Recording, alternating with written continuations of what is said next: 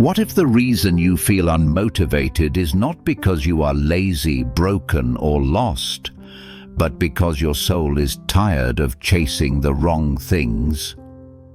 As a new year unfolds, many people search for motivation by pushing harder, demanding more from themselves, and setting heavier expectations. But Buddhism teaches something radically different. True motivation does not come from pressure, it comes from clarity, presence, and inner alignment. This is not a video about forcing yourself to do more. It is about learning how to live with intention again, about reconnecting with what quietly gives you energy, meaning, and direction. These are 10 powerful Buddhist habits to help you rediscover motivation in 2026, not by becoming someone new, but by returning to who you already are. Listen gently.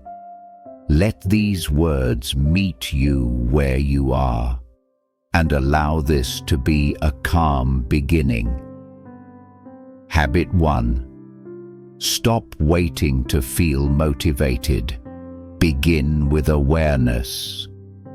One of the greatest misunderstandings about motivation is the belief that it must arrive before action. We tell ourselves, "When I feel inspired, I will begin." But Buddhism gently reveals a deeper truth. Motivation is not the starting point, it is the result. In Buddhist practice, awareness always comes first. Instead of asking, "Why am I unmotivated?" try asking, "What am I experiencing right now?" Fatigue, restlessness, boredom, fear. These states are not enemies, they are messengers. When you resist how you feel, motivation drains even faster. But when you observe your inner state without judgment, something subtle shifts. You stop wasting energy fighting yourself, and that saved energy becomes the seed of movement. The Buddha taught mindful observation, not to change the moment, but to understand it. Sit with yourself for a moment each day and notice, how does my body feel? What emotions are present?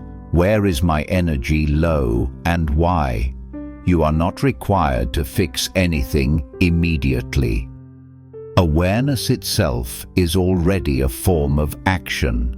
Motivation often disappears when life feels overwhelming. The mind looks at everything at once and shuts down. But awareness brings you back to what is manageable. This breath, this moment, this single step. Instead of planning your entire future, try this Buddhist habit. Ask only, what is one small, kind action I can take right now? Wash one cup, write one sentence, take one mindful breath, step outside for 1 minute. Small actions done with awareness restore trust in yourself, and trust is the foundation of motivation. In Buddhism, effort is described as right effort, not forced, not aggressive, not self-punishing. Right effort respects your limits while gently inviting growth. You do not need to feel motivated to begin. You only need to be present enough to take one honest step. When awareness leads, motivation follows naturally, quietly, steadily, without pressure, and that kind of motivation lasts. Habit 2. Release comparison. Your path does not need to look like anyone else's. One of the greatest thieves of motivation in modern life is comparison. You scroll, you watch, you observe others moving faster, achieving more, appearing more certain, and slowly, without realizing it, your own path begins to feel inadequate, heavy, behind. Buddhism teaches that comparison is a form of suffering created by the mind, not because others are ahead, but because you have momentarily abandoned your own lane. The Buddha never taught a single timeline for awakening, success, or purpose. Each life unfolds according to its own causes and conditions. Your energy, your struggles, your history, and your inner work are entirely unique.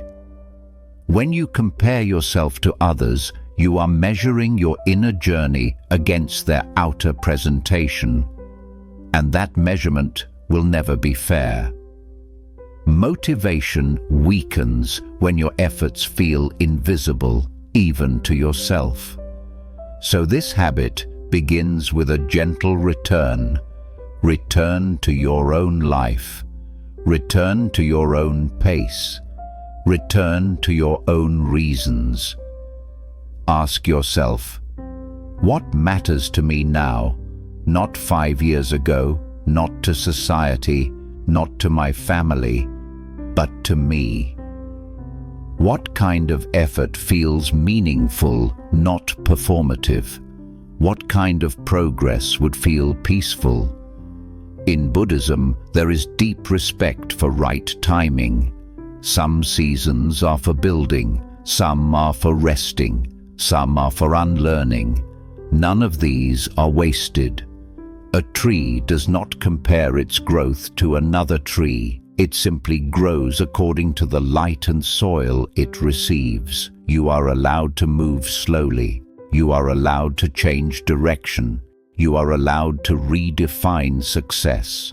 Motivation returns when you stop trying to prove your worth and start honoring your reality. Here is a simple practice. Each morning, before consuming the world's expectations, place a hand on your chest and silently say, "Today, I walk my own path." Notice how your nervous system softens. Notice how pressure loosens its grip. When comparison fades, energy returns. When judgment dissolves, clarity emerges. And when you stop measuring yourself against others, your motivation becomes sincere instead of strained. You do not need to catch up. You do not need to compete. You only need to continue gently, honestly, in your own direction. Habit 3. Simplify your life. Motivation grows in quiet spaces. One reason motivation feels scarce is because modern life is overwhelmingly loud. Too many options, too many demands, too many unfinished thoughts competing for your attention. Buddhism teaches that clarity does not arise from adding more. It arises from removing what is unnecessary. When your life is cluttered, your energy leaks. This clutter is not only physical, it is mental, emotional, and digital. Endless notifications, unspoken obligations, goals you no longer believe in but still carry out of habit. Motivation thrives in simplicity. The Buddha lived simply not because he lacked ambition, but because he understood something profound. When your life becomes quieter, your inner voice becomes audible again. Ask yourself gently, what am I doing out of obligation rather than alignment? What commitments drain me without giving meaning? What distractions keep me busy but unfulfilled? Simplifying does not mean withdrawing from life. It means choosing intentionally. Start small, clear one surface, cancel one unnecessary commitment, create one moment of silence each day. As space opens, motivation returns, not as urgency, but as clarity. When you are no longer overwhelmed, you can feel what truly matters again. In Buddhist practice, simplicity is an act of compassion toward the mind. A calm mind does not need to be pushed. It naturally moves toward what feels meaningful. Let 2026 be the year you stop crowding your life and start listening to it. Habit 4. Reconnect with purpose through service, not achievement. Many people lose motivation because they are chasing goals that only serve the ego.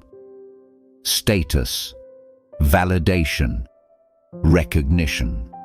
When these goals fail to satisfy, energy collapses. Buddhism offers a different source of motivation. Service, not self-sacrifice, not burnout, but meaningful contribution. When your actions benefit others, even in small ways, motivation becomes steady and grounded. You stop asking, "What will I get?" and begin asking, "What can I give today?" This shift changes everything. Purpose does not have to be grand, it can be simple. Listening fully to someone, doing your work with care, offering patience instead of irritation. The Buddha taught that right action creates inner harmony. When your actions align with compassion, motivation no longer depends on mood. Ask yourself, who benefits from what I do?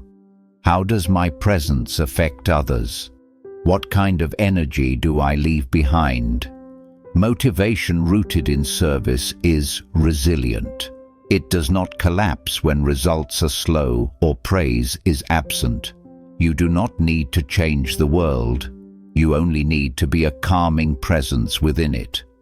When your actions come from care rather than ambition, motivation becomes natural and sustainable. Habit 5. Create a daily ritual that anchors you in meaning. Motivation does not survive chaos. It needs rhythm. In Buddhism, daily practice is not about discipline, it is about remembrance. Remembering what matters. Remembering who you are beneath the noise. A daily ritual grounds your energy. This ritual does not need to be long or elaborate. What matters is consistency and intention. It could be 5 minutes of mindful breathing, reading a single paragraph of wisdom, drinking tea in silence, walking without your phone. This ritual becomes a refuge, a place where you return to yourself each day. Without ritual, motivation becomes dependent on external stimulation. With ritual, motivation becomes internal and steady. The Buddha emphasized daily practice because transformation happens gradually, not through bursts of effort, but through gentle repetition. Your ritual reminds you, I am not lost, I am present, I am moving, even slowly. Over time, this daily anchoring builds self-trust, and self-trust fuels motivation more powerfully than pressure ever could. Choose one practice, protect it, let it be small, peaceful, and yours. Habit 6. Accept low-energy days without self-judgment. One of the quiet reasons motivation fades is not because you lack discipline, but because you are constantly at war with your own energy. You wake up tired, unfocused, or emotionally heavy. And instead of listening, you criticize yourself. You label the day as a failure before it has even begun. Buddhism teaches a gentler truth. Low-energy days are not obstacles on the path. They are part of the path. Everything in nature moves in cycles. The moon waxes and wanes. The ocean rises and falls. Even the breath flows in and out. Yet many of us expect ourselves to be endlessly productive, endlessly motivated, endlessly strong. This expectation is not wisdom, it is resistance. The Buddha taught acceptance of reality as it is, not as we wish it to be. When energy is low, that is simply the truth of the moment. Suffering begins when we add judgment to that truth. Notice the inner voice that appears on difficult days. You're wasting time. You should be doing more. Others can handle this. Why can't you? This voice does not create motivation, it creates exhaustion. Acceptance does not mean doing nothing, it means adjusting your effort to match the day. On high-energy days, you move forward with clarity. On low-energy days, you conserve, restore, and soften. Both are acts of wisdom. In Buddhism, there is the concept of the middle way, a path between extremes, not forcing, not collapsing, just responding skillfully. When energy is low, the middle way might look like doing one small task instead of 10, or resting fully instead of pretending to work while resenting yourself. Ask yourself gently, what does my body need today? What is realistic, not ideal? What is the kindest next step? Low-energy days are often invitations to listen, to slow down, to notice emotions that have been ignored, to heal rather than push. Many people lose motivation not because they rest too much, but because they never rest without guilt. Rest taken with awareness is not laziness. It is maintenance. It is preparation. It is respect. The Buddha did not teach constant striving. He taught balance. He taught compassion toward the body and mind. When you meet yourself with patience instead of punishment, motivation slowly rebuilds from the inside. Here is a simple practice for difficult days. Place a hand on your chest.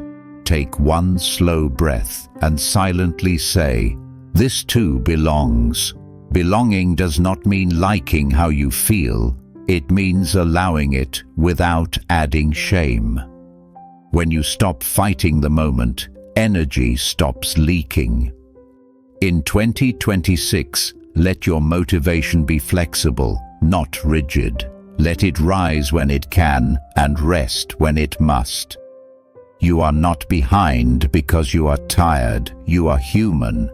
And when you treat yourself with the same compassion you offer others, motivation no longer feels like something you have to chase. It becomes something that returns naturally, quietly in its own time. Habit 7. Align your actions with your values. Motivation follows meaning. Motivation weakens when your daily actions drift away from what your heart truly values. You may stay busy, productive, and outwardly functional, yet feel strangely empty or resistant inside. Buddhism teaches that this inner resistance is not a flaw, it is wisdom trying to redirect you. When your actions conflict with your values, energy fades. The Buddha emphasized right intention, the inner alignment behind every action. Without clear intention, effort becomes draining. With intention, even simple actions feel meaningful. Ask yourself honestly, what do I care about at this stage of my life? What qualities do I want to live by? Kindness, honesty, calm, contribution, freedom. Where am I acting out of habit rather than truth? Many people feel unmotivated not because they lack discipline, but because they are investing energy into paths that no longer reflect who they are becoming. Your motivation is not broken. It is asking for realignment. This habit invites you to gently examine your life without judgment. Notice which activities give you a quiet sense of rightness and which leave you feeling tense or depleted. The body often knows before the mind does. In Buddhism, ethical living is not about rules, it is about harmony. When your choices align with your values, the mind settles. When the mind settles, motivation flows naturally. You do not need to overhaul your entire life. Begin with small adjustments. Speak more honestly in one conversation. Say no where resentment has grown. Dedicate time to what nourishes your spirit, even if it feels modest. Motivation rooted in values does not depend on praise or results. It endures because it feels true. Try this reflection. At the end of the day, ask yourself, did I act in a way that respects who I am? If the answer is yes, even a difficult day becomes meaningful. In 2026, let your motivation come from integrity rather than pressure. When you live in alignment, effort feels lighter, direction becomes clearer, and your energy stops being scattered. You are not here to do more. You are here to live truthfully, and truth has a quiet, steady power that never runs out. Habit 8. Make friendship with discipline. Gentle consistency creates freedom. Many people struggle with motivation because they associate discipline with punishment, with force, with harsh self-control. Buddhism offers a softer understanding. Discipline is not about controlling yourself, it is about caring for yourself. In Buddhist practice, discipline exists to reduce suffering, not create it. True discipline is gentle consistency. It is choosing to show up, even imperfectly, because you understand the value of continuity. Motivation fluctuates. Discipline remains not rigid, but reliable. Think of discipline not as a demand, but as a container, a structure that holds you when enthusiasm fades. When you rely only on motivation, progress becomes unstable. Some days you move forward, other days you stop completely. But when discipline is rooted in compassion, you continue, slowly, peacefully, without drama. The Buddha taught daily practice not because people always felt inspired, but because consistency transforms the mind over time. This does not mean doing a lot. It means doing a little regularly. One page instead of a chapter, one stretch instead of a workout, one mindful breath instead of a full meditation. Discipline becomes sustainable when it is small enough to honor your humanity. Ask yourself, what is one practice I can commit to even on difficult days? What would consistency look like without self-punishment? Discipline supported by kindness builds self-trust, and self-trust is the strongest source of motivation there is. Each time you keep a small promise to yourself, you reinforce the belief, I can rely on myself. That belief fuels momentum far more effectively than sudden bursts of inspiration. In Buddhism, effort is balanced with compassion. When you fall away from practice, you simply return without guilt. There is no failure. There is only returning. In 2026, let discipline be your quiet ally. Let it support you, not control you. When discipline becomes an act of care, motivation no longer feels fragile. It becomes steady, it becomes grounded, and it carries you forward, one gentle step at a time. Habit 9. Practice non-attachment to outcomes. Focus on the path, not the result. One of the most overlooked reasons motivation fades is attachment to outcomes. You begin a goal with hope and clarity, but over time your energy becomes tangled in expectations. How fast should this work? What if I fail? What if it's not worth it? Slowly, the joy of effort disappears, replaced by pressure and fear. Buddhism teaches that this suffering does not come from effort itself. It comes from attachment to results. The Buddha spoke often about non-attachment, not as indifference, but as freedom. Non-attachment does not mean you stop caring. It means you stop letting the future decide whether the present is worth living. When your motivation depends on outcomes, it becomes fragile. Progress feels good only when it meets expectations. Setbacks feel unbearable, and the mind constantly jumps ahead, measuring, judging, calculating. This mental restlessness drains energy faster than any physical task. Buddhist wisdom offers a quieter approach. Place your attention on the quality of your effort, not the promise of reward. Ask yourself, can I take this step with care, even if I don't know where it leads?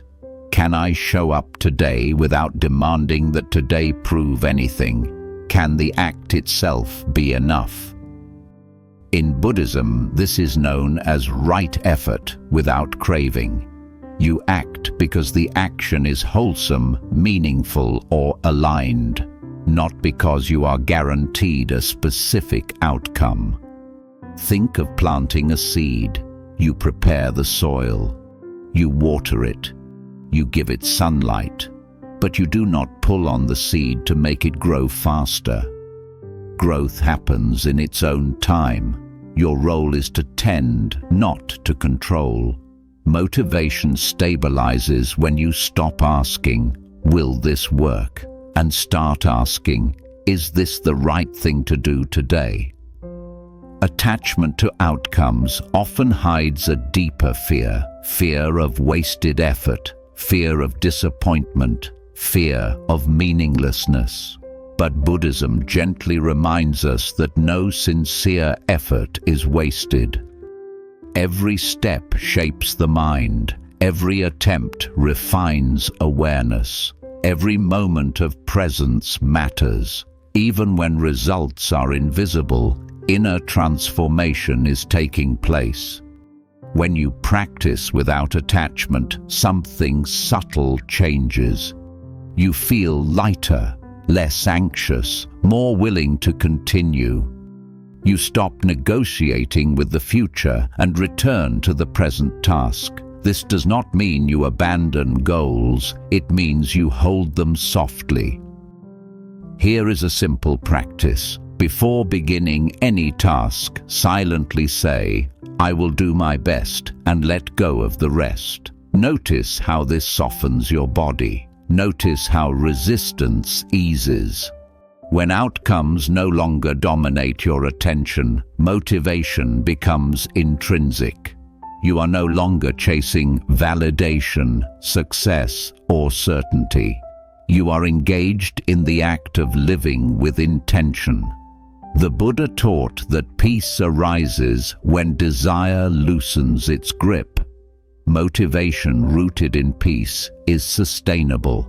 It does not burn hot and fade quickly. It glows steadily.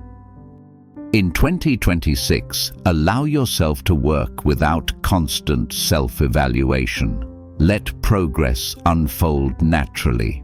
Some days you will see results, some days you will not. Both days are part of the path. When you stop tying your worth to outcomes, effort becomes freer. When effort becomes freer, motivation returns. And when motivation is no longer enslaved to results, you discover something deeper than success. You discover contentment in the journey itself. You are not here only to arrive. You are here to walk, and every mindful step is already enough. Habit 10. Remember impermanence. Let the finite nature of life awaken your motivation. The most enduring and powerful source of motivation is not ambition, pressure, or fear of failure. It is remembrance. In Buddhist wisdom, there is a practice that gently yet profoundly reshapes how a person lives. Remembering impermanence. This is not a dark or pessimistic reflection. It is not meant to create anxiety or urgency rooted in fear. Instead, it is an awakening, a quiet realization that everything we experience is temporary and therefore deeply precious. This moment will pass. This year will pass. This version of you will pass. When this truth is ignored, life begins to feel dull and repetitive. Days blur into each other. Motivation fades because time feels endless, and what is endless rarely feels valuable. But when impermanence is remembered, even ordinary moments regain their weight and color. Life becomes vivid again. The Buddha taught that awareness of impermanence brings the mind fully into the present moment, not into worry about tomorrow, not into regret about yesterday, but into the living reality of now. Many people struggle with motivation because they unconsciously believe they have unlimited time. They delay meaningful actions. They postpone healing. They tolerate situations that quietly drain them. They wait for the right moment to begin living more honestly.